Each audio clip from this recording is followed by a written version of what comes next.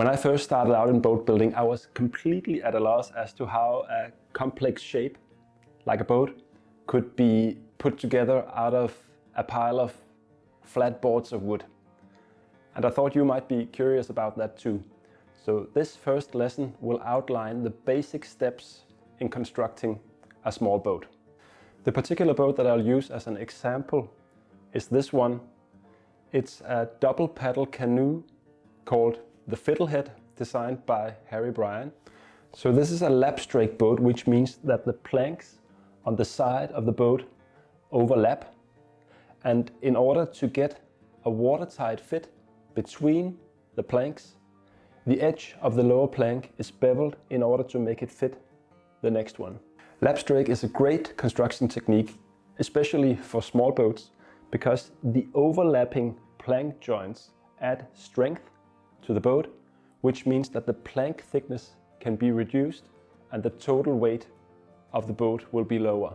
Like many small boats, the Fiddlehead is built upside down, which has the benefit of letting gravity work for you, but also the fact that you have much better working positions when you do the planking of the boat.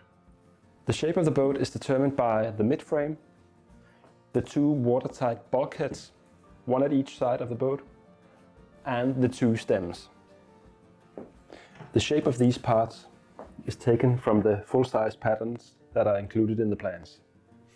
The midframe and the bulkheads are attached to the building base, ensuring that they're plumb, square to the center line of the boat, and at the right height and at the right spacing as specified in the plans. Many boats have a keel, which is a backbone that runs the entire length of the boat. This canoe, however, uses dory construction, which means that it has a plank bottom instead of a keel.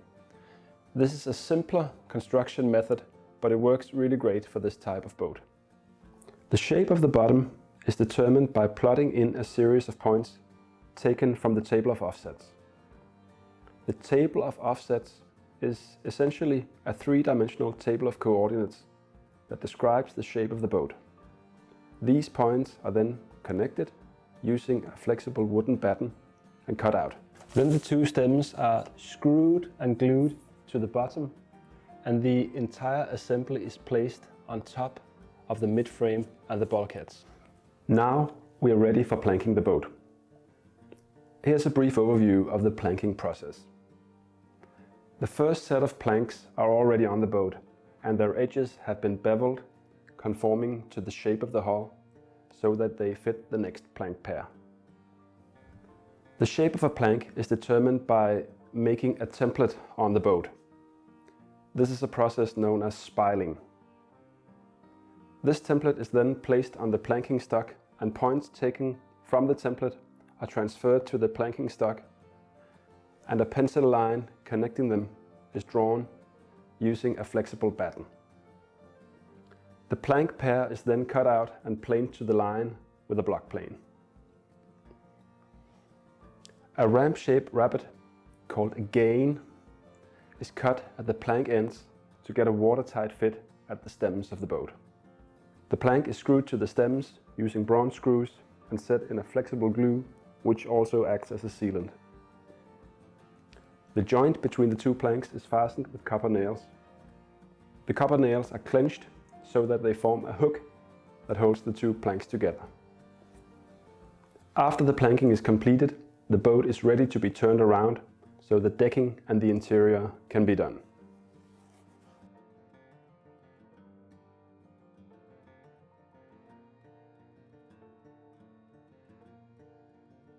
First, the underlying structure of the decking is made.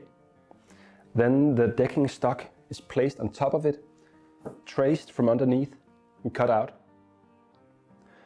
Then the decking, which consists of a lower layer and an upper layer, is attached using nails, screws and glue. Then we are ready to make the final parts of the boat, which includes the outer stems, the rub rails along the edge of the boat, the coaming, the backrest, the foot support, and the watertight hatches. And of course also the double paddle, which is a really fun project in itself.